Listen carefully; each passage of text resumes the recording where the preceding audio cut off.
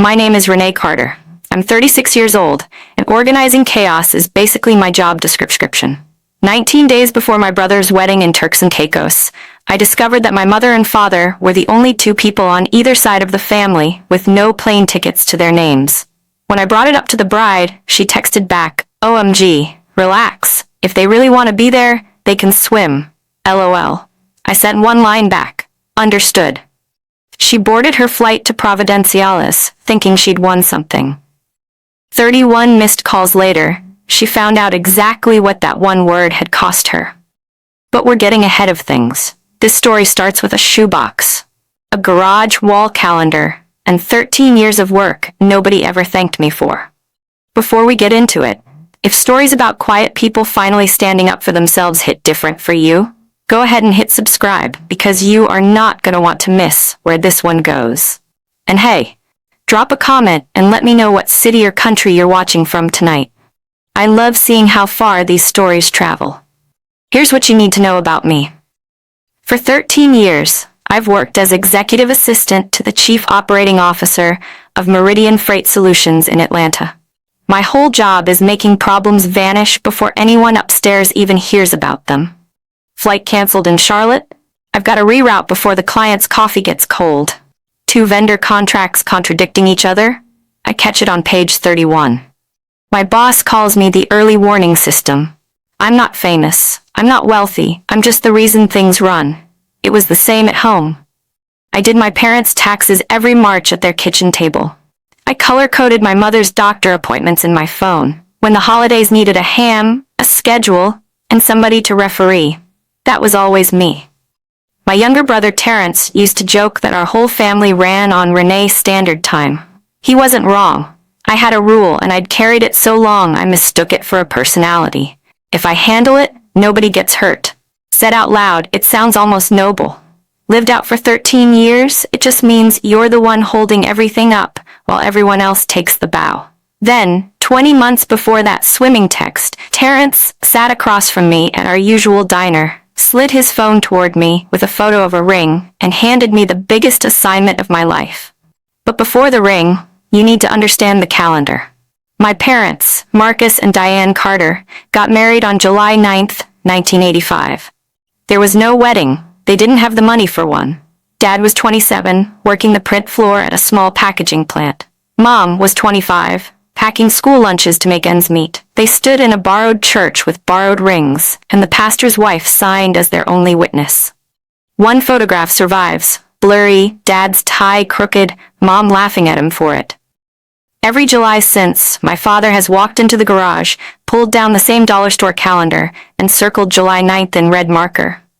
40 years of calendars now, stacked on a shelf above his workbench like rings inside a tree trunk. My mother kept her own version, a shoebox of handmade anniversary cards, because a store-bought one cost more than they had to spare back then. That's the marriage I grew up inside. Steady, unphotographed, built like a workbench. In February of this year, my father's heart finally demanded attention. 1 stent, 2 nights in the hospital, and a cardiologist who called him her easiest patient all month. By April, he was walking the block again, cleared to travel if we were careful. He only asked for one thing on the other side of that scare, and he said it with his glasses off, which is how you know he's serious. He wanted to see Terrence get married. Then the invitations went out on heavy cream cardstock. Saturday, July 8th, Providenciales, the day before my parents' 40th anniversary. Vanessa knew exactly what that weekend meant to us. I'd told her myself, back when I still believed dates meant something to her. She just smiled and said, "A date is only a date." Terrence is 33, a structural engineer, the kind of man who can explain load-bearing beams with his hands and mean every word of it. He met Vanessa Sinclair 2 years earlier at a charity gala hosted at one of her family's event venues when the sound system failed, and he fixed it with a paperclip and pure stubbornness. Vanessa was 28, striking in the kind of way that photographs even better than it looks in person. And she ran marketing for Sinclair Estates. If you don't know the name, you've still seen the venues. 3 glass and limestone properties scattered across Georgia, all over the wedding blogs. Her mother, Deborah Sinclair, built the company and ran it like a cathedral, where the only religion was image. Nothing in their world existed by accident. Everything was staged, lit, and captioned. I noticed early that Vanessa never simply walked into a room. She arrived at it, the way a product launches. Terrence didn't see any of that. He saw a woman who laughed at his jokes and cried during his toast to our parents. And to be fair, that version of her may have been real too. Within a year, he'd left his engineering firm to become operations director at Sinclair Estates, which sounded like a promotion and functioned like a leash. His paycheck, his fiancée, and his future, all traced back to the same address now. At their engagement party, Deborah found me near the bar. Elegant, precise, and about as warm as a legal contract. She looked me over like I was a line item and said the sentence I should have paid closer attention to. "So you're the sister who's good with logistics. We'll make use of that." They did. It started small, the way these things always do. "Renee, you're so organized. Could you track the vendor deposits?" "Renee, you're family now? Would you mind building out the weekend timeline?" Family, I learned, is the word powerful people use when they mean free. Within 2 months, I was the unofficial unpaid coordinator of a 200-guest destination wedding run through a company that plans weddings for a living. Read that twice. They had staff. They used me instead. I built a binder because that's who I am. Color tabs, every vendor contract, every emergency contact, a timeline broken into 15-minute blocks. My friend Yolanda, a florist I'd worked corporate events with for nearly a decade, saw it and whistled. Sinclair Estates would bill $4,000 for something like this. I did it for diner coffee and a thank you that never arrived. And here's the part I need to be honest about because it matters later. I knew I was being used. Finding patterns is literally my profession. But Terrence would squeeze my shoulder and say this wedding only works because of you. My mother would ask what song they'd choose for the mother-son dance. My father started doing his physical therapy twice a day, so he'd be strong enough to walk proudly in Providenciales. So I stayed on the job. You can see a trap clearly and still stand in it, if the people you love are standing there too. The first real cut came as a photograph. In September, Sinclair Estates hosted an engagement shoot at their flagship property. My parents were invited. My mother wore her good navy dress and brought lemon bars nobody touched. The photos were beautiful. I know because I saw the gallery before the public website did. One shot I loved. The whole group on the terrace steps. My father's hand on Terrence's shoulder. My mother mid-laugh. When the spread went live on the Sinclair Estates site the following week, that photo was there, but my parents weren't in it. The frame now began at Terrence's shoulder and ended at Deborah's. I called Vanessa, polite as a receptionist, and asked if a fuller version could be posted instead. She didn't even pause. It's about composition, Renee. Some people belong in the frame. Some people are the background. She said it the way you'd explain a font choice. I got the original file from the photographer myself, had it printed and framed, and hung it in my mother's hallway. She cried and called me thoughtful.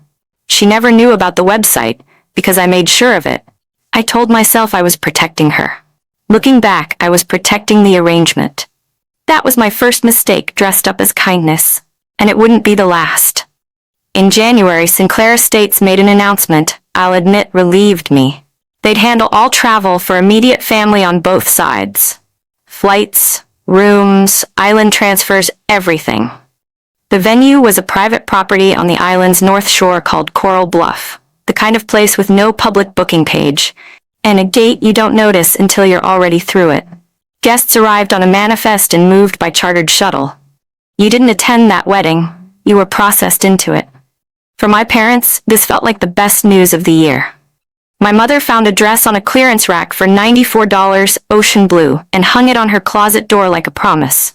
My father asked me for exactly one thing, an aisle seat, for stretching the heart-side leg, he said, tapping his chest like it was a coworker he'd forgiven. Here's what I noticed. Because noticing is my job. Travel was the one lane of this wedding I was never allowed near. Every spreadsheet, every vendor, every timeline crossed my desk eventually. Except that one. Twice I asked the Sinclair Estates travel desk for my parents' confirmation numbers, just to log them in the binder. Twice I got the same smooth non-answer. The travel desk has it handled. I wrote a note to myself in the binder margin, actual ink. Get confirmations by May. I want that on the record. I saw the flag. I pulled the thread. Every list I was shown was flawless. The one list I couldn't see was the flight manifest. By spring, I understood exactly what this wedding really was. The way staff always understand things, from the loading dock side. Yolanda called me in March about the flowers. They rejected peonies, she said. Said they read too soft on camera. Who talks like that? The answer arrived a week later when the seating chart crossed my desk and I noticed a cluster of names with no relation to anyone in either family. I looked them up, because of course I did. Commercial lenders, a managing partner from a private investment firm, 2 men from a bank that specializes in hospitality debt. Yolanda heard the rest plainest from a Sinclair Estates event manager after 2 glasses of wine at an industry mixer. The company was leveraged to the roofline across all 3 venues, and a refinancing deal was quietly in trouble. This wedding was the show. One flawless weekend. One flawless family, the brand glowing bright in front of the money.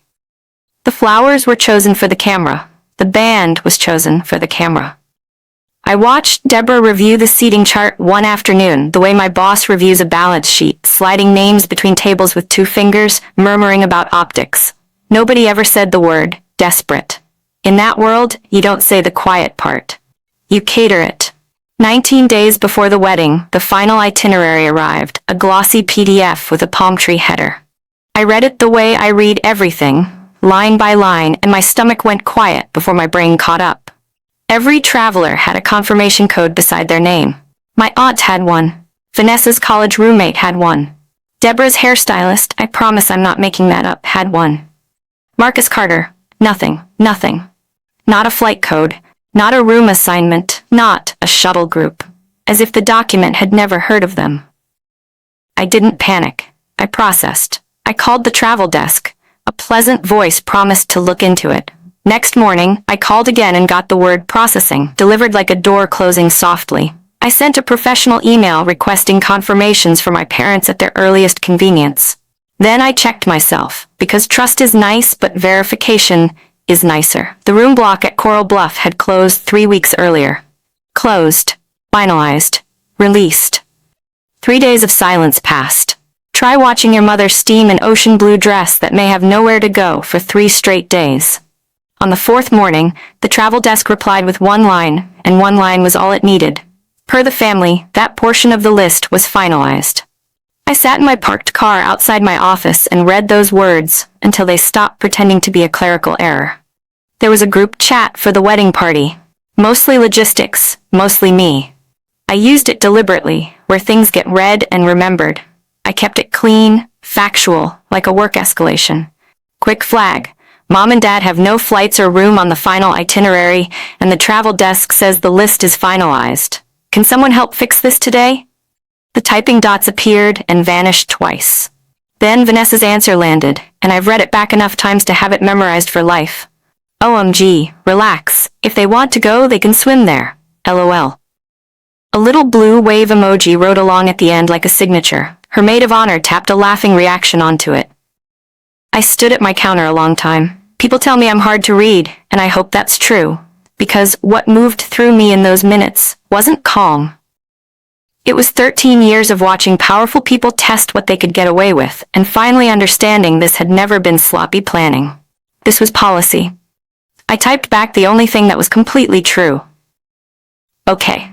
Understood. She read it within a minute. No reply. And I didn't need one. She thought she'd ended a conversation. What she'd actually done was start a countdown, and only one of us could hear it ticking. Quick reminder before we go further. If you're new here, hit that subscribe button so you don't miss what happens when the phone finally starts ringing from paradise. Now, back to the story. That night, I opened my laptop and tried to buy my way around her with my own money. And I want you to watch me try, because this door was pulled shut, not left shut. Flights first. Atlanta to Providencial is in peak July season. Less than 3 weeks out, $4,200 a seat, with a layover in Miami and a middle seat waiting at the end for a 68-year-old man with a stent. Fine, I had savings. I kept going. Rooms next, the island's north shore was sold dry, and the woman at the nearest hotel laughed kindly and said July books solid by January. The bed and breakfast 40 minutes south had been swallowed whole by, quote, a large wedding party from Georgia. I called Coral Bluff directly, business voice on. I'm with the Sinclair Carter wedding. I need to add 2 guests to the manifest, immediate family of the groom. The front desk was lovely and immovable. The guest manifest is managed exclusively by Sinclair Estates. They couldn't add a name on their end for anyone. No manifest. No gate. No shuttle. No seat at the ceremony. It wouldn't have mattered if I'd chartered the plane myself. I even priced out a rental condo on the far side of the island before catching myself. What was I going to do? Fly my parents 10 hours so they could stand at a locked gate in their nicest clothes? I closed the laptop around 1 in the morning. Every single door had been locked from the inside, weeks earlier, quietly, while I was busy color-coding their timeline. Someone doesn't lock that many doors by accident. Someone locks them on purpose. You're wondering about Terrence, and you should be. Where was my brother while his own parents were being erased from his wedding? 12 days before the ceremony, Vanessa had booked the 2 of them into a couple's retreat in the mountains. A pre-wedding intention-setting program. Her words, with a strict digital detox. Phones surrendered at check-in like car keys. At the time it sounded like harmless wellness theater. Now it looked like scheduling, and I know scheduling when I see it. The retreat had an emergency line, and I used it. I said family emergency without shame because it was one. Hours later, a message came back through a staff member, delivered with the tone of a receipt. Terrence says he understands and is at peace with his parents' decision not to fly, given his dad's health. He doesn't want anyone pressuring his father about it. I read that maybe 10 times, and the room went very quiet, because there it was, his parents' decision not to fly. Somebody had gotten to my brother early, probably months earlier, and handed him a story. In his version, Mom and Dad had gracefully bowed out over concern for the stent, and the kind thing was not to push. That's why he'd never questioned an itinerary he'd barely seen. There was no cruelty in my brother. There didn't need to be. My brother wasn't cruel. He was managed. And I recognized the technique the way a locksmith recognizes a pick. Curate what a person sees, and you never have to argue with what they think. I'd spent 13 years doing exactly that with calendars. Vanessa had spent 20 months doing it to him. 2 days after the swimming text, Yolanda called me from her shop, voice low under the cooler hum. Renee, I'm forwarding you something, and then I'm deleting it. It was an email thread between an island transport vendor and the Sinclair Estates travel desk. The kind of vendor chatter florists get copied on by accident. Attached was the shuttle roster, built off the final manifest, locked 5 weeks earlier, back when my mother was still practicing in her new sandals. I scrolled the passenger list, coffee going cold. My aunt, the hairstylist, the lenders and their wives, and near the bottom 2 entries struck clean through, like a fence rail. Carter M, Carter D. Beside the strike-through, a note in the comment field, brisk and administrative. Trimmed per VS. Trimmed. The word you use for a budget line, a hedge, a photograph. I sat with that email a long time, and I want to be clear about what I didn't do with it. I never forwarded it to Terrence or my parents. I never showed it to a single soul, and I never will. There was no courtroom coming, no jury to convince. It just sat quietly in my inbox, confirming what the wave emoji had already told me. What it changed was the story I'd been telling myself. Every quiet fix I'd ever performed rolled back through me. The cropped photo, the swallowed slight, the smoothing, the handling. And I finally saw my own fingerprints on the machinery that had trimmed my parents out of the picture. You can't unknow something like that. The only question left was what I owed, and to whom. What I owed turned out to fit inside a 3-ring binder. I took a personal day, printed a fresh cover page, updated the index one last time, confirmed every vendor contact was current because I don't do sloppy exits. On top, I clipped a 1-page letter, the most professional document I've ever written. It thanked the couple for the opportunity, resigned my role as wedding coordinator effective immediately, and noted that all materials were enclosed and organized for a seamless transition. No accusations, no mention of tickets or oceans or swimming. Then I drove the 20 minutes to Terrence and Vanessa's townhouse, where Vanessa was between workouts, smoothie in hand, wearing a matching set that cost more than my mother's dress. She looked at the binder, then at me, with genuine confusion. Because in her world, free labor doesn't have legs. "You're being dramatic," she said, half laughing, waving the cup at the whole situation. "It's just tickets, Renee. This is what boundaries do to families." I set the binder on her stone countertop, squared its edges out of pure habit, and kept my voice at room temperature. "It's all there, tabbed and indexed. Congratulations on the wedding." And I walked out. Here's the part I keep coming back to. She let me. No apology, no counteroffer, just a shrug I could feel through the door, because people who think your background never expect the background to move. She believed the machine ran itself. She'd never once looked behind the wall. If you've ever been the one quietly holding everything together, the schedules, the peace, the whole family, you already know exactly how loud that kind of silence feels. Tell me in the comments what you finally stopped carrying. I read every one, and if you haven't yet, go ahead and subscribe, because what Vanessa found when she finally opened that binder is a story all its own. That evening, I drove to my parents' house and did something I'd never once done in 13 years of managing this family. I told them everything, with nothing sanded off. The missing tickets, the closed room block, the locked manifest, the word finalized, the text read aloud off my phone, wave emoji and all, in their yellow kitchen with the clock ticking over the stove. My mother didn't say anything for a while. She looked at the ocean blue dress hanging pressed on the pantry door and nodded slowly, the way you nod when a doctor confirms what your body already knew. My father took his glasses off, cleaned them on his shirt, and looked out at the backyard instead of at me. "We never had a wedding," he finally said. "We had a marriage." Then, jaw set the way it gets when something can't be repaired, only respected. "Don't you dare beg anybody to let us into a party." That was the whole verdict. My mother cried exactly once that night, quietly, over the dish towel. And it wasn't really about the island at all.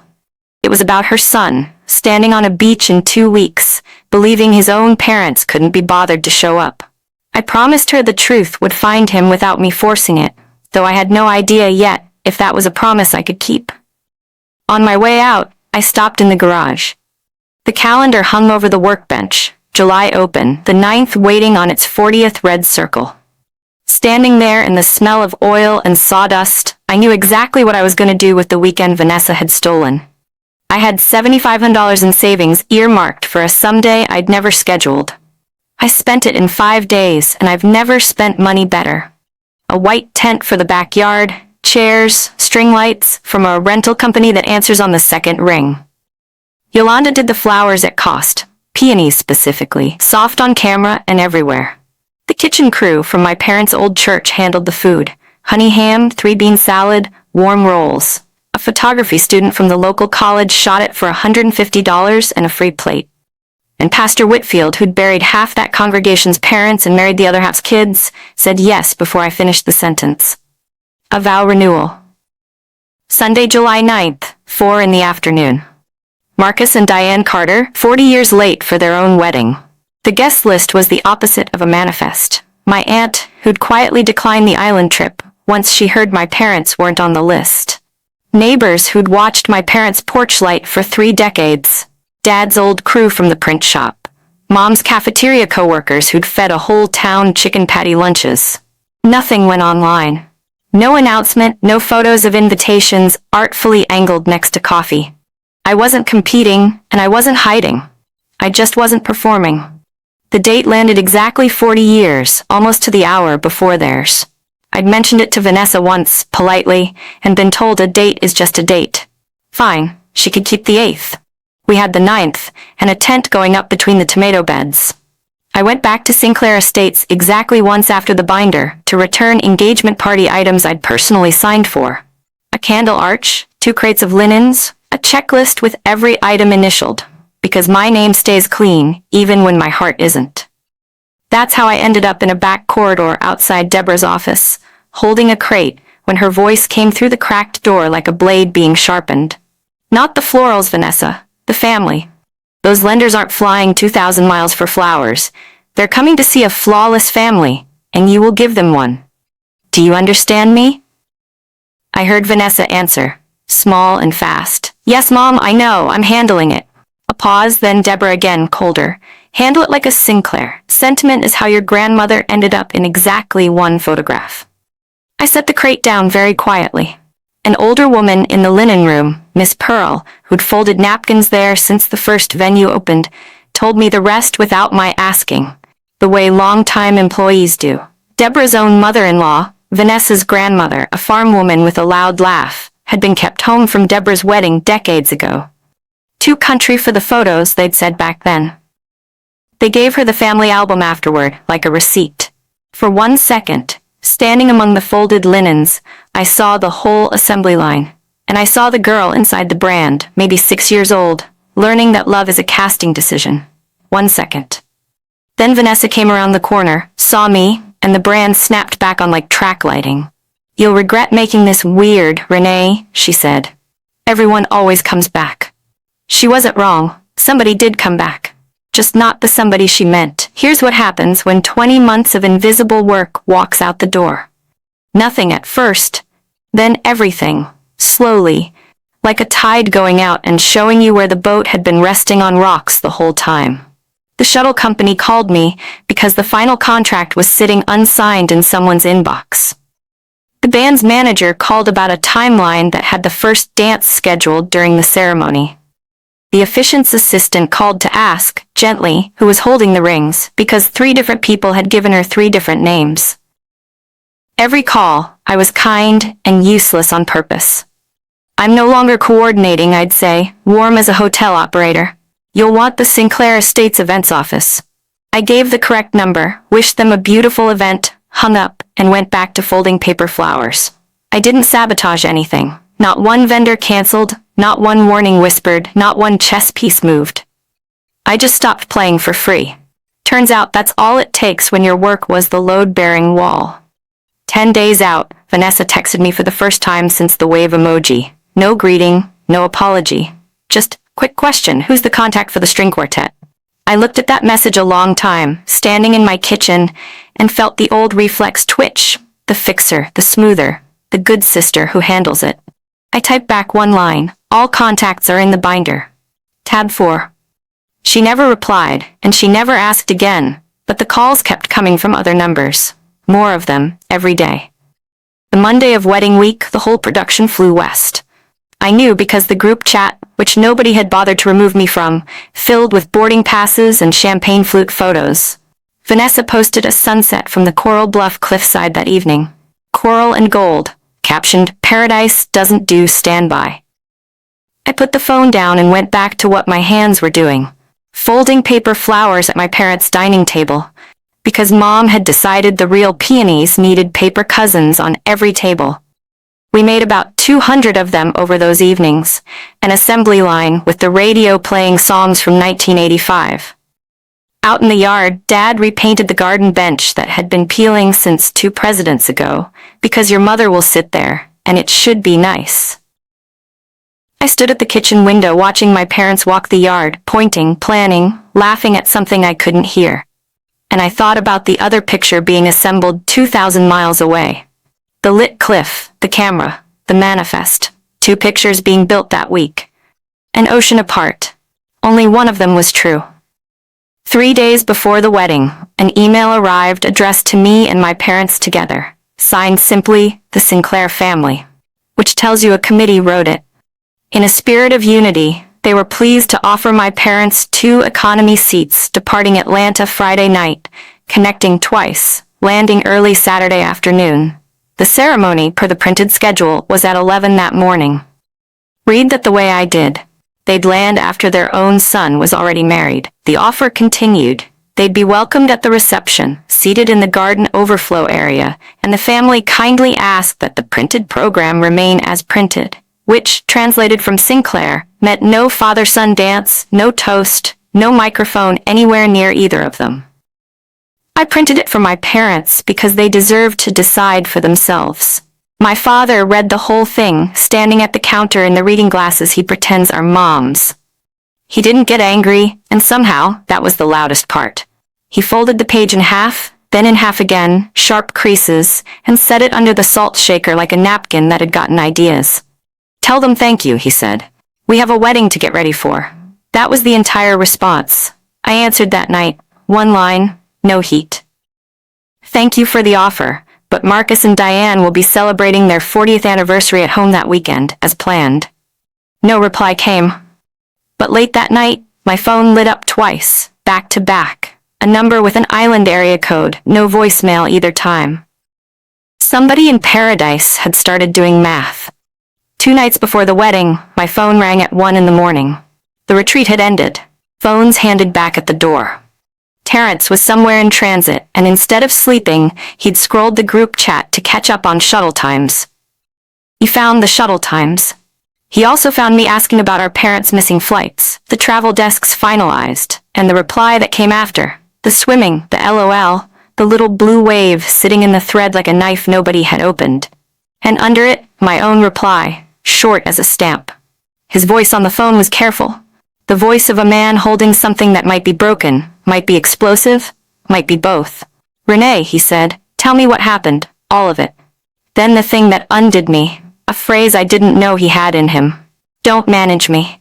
I told him the truth like a report. Facts, dates, no adjectives, no conclusions. And when he asked what it meant, I made myself slow down and say the hardest sentence I'd practiced against every instinct I owned. "What it means is yours to decide. I'm not deciding for you." I told him about Sunday, the tent, Pastor Whitfield, Mom's blue dress, the bench Dad had repainted. "You're not summoned," I said. "You're loved either way. That's not pressure. It's just information nobody curated for you." He was quiet a long moment, then sand in his voice. "I have to see something first." And the line went dead. I pieced together the rest of that Friday from Yolanda's back channels, and much later, from Terrence himself. My brother walked into the events tent at Coral Bluff and asked to see the printed seating chart and the master manifest. His family's name was absent from page 1 onward, until someone's hasty pen had added 2 names at the very bottom, under Saturday arrivals, garden overflow. He asked the coordinator one question. When was this list finalized? 5 weeks ago, she told him, being honest, being tired. He found Vanessa mid-fitting and asked her directly. She led with courier error, then pivoted to protecting his father's health, then landed on, "It was a joke, Terrence. God, your family is so sensitive." He turned his phone off and never appeared at the rehearsal dinner. For several hours, my brother was, as far as the Sinclair production was concerned, a missing asset. Just before midnight Atlanta time, my phone lit up on the counter beside a bowl of paper flowers, and the screen said something it had never said in 20 months. Vanessa Sinclair calling. She'd never once called me before. Now she couldn't stop. I answered on the 3rd ring because I'm not made of stone, and because some part of me had been waiting for exactly this call. Her voice was running fast and smooth at once, like a machine overheating under warranty. "Renee, thank God. Listen, there's been a mess. Miscommunication at every level. The travel desk dropped the ball, and I take responsibility for not catching it." I noted the shape of that apology, responsibility for not catching someone else's weather. Then came the offer, and credit where it's due, it was spectacular. A chartered jet out of Atlanta at 7 a.m., just my parents aboard, landing in time for the ceremony. An oceanfront suite, comped, a car, a greeter, orchids in the room. And me, she wanted me back too, running the weekend, my binder, my timelines, my magic, her word. There was one condition, delivered so smoothly I almost missed the hinge. Everyone needed to agree this had all been a courier error. Especially with Terrence. He's spiraling. He won't talk to me. He listens to you. Get him calm. Get him back in place, and maybe mention to a few of the older guests it was a shipping mix-up. I stopped hearing new information, because I was looking at the whole offer laid out like a contract. Everything I'd wanted since that itinerary first arrived. My parents at their son's wedding. One weekend, one yes. And the pen was a lie. 15 minutes across town in my parents' garage, a calendar hung over a workbench 40 red circles deep. I want to be honest about how close I came, because if I pretend it was easy, you'll learn nothing from me, and neither will I. I did the math. It actually worked. Wheels up at 7, landing by 10 island time, ceremony at 11. Dad walking Terrence's mother down a torch-lit aisle after all. Mom in the blue dress where she belonged. One yes, and my family got the picture. That's when I finally heard the word I'd been circling for 20 months. The picture. Vanessa, I said, my voice dropping into the register I use when a decision's already made and the meeting hasn't caught up yet. My parents aren't a prop you rent when the picture stops working. Silence. One full expensive second of it. Then she came back sharp, brittle, the polish cracking off in flakes. Are you seriously doing this over tickets? Over a joke? Do you know what's at stake this weekend? Do you know what my mother... She stopped herself, but not fast enough, and we both heard exactly where that sentence was headed.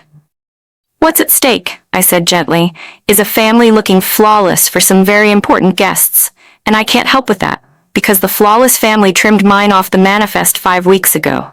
On purpose. In writing. So that's your answer? She asked. I gave her the answer I'd been carrying since the wave emoji, grown into something bigger. Okay. Understood. You told me who my parents were to you. I finally listened. I hung up while she was mid-sentence, something I'd never once done to anyone in my life. Then I made the harder call. Terrence picked up on the first ring like he'd been holding the phone. I won't fix this for either of you, I told him. Marry her or don't. Come Sunday or don't. You're my brother either way, and nothing in that tent changes that. I set my phone face down on the counter and let Saturday answer for itself. Saturday morning in Georgia was blue and mild.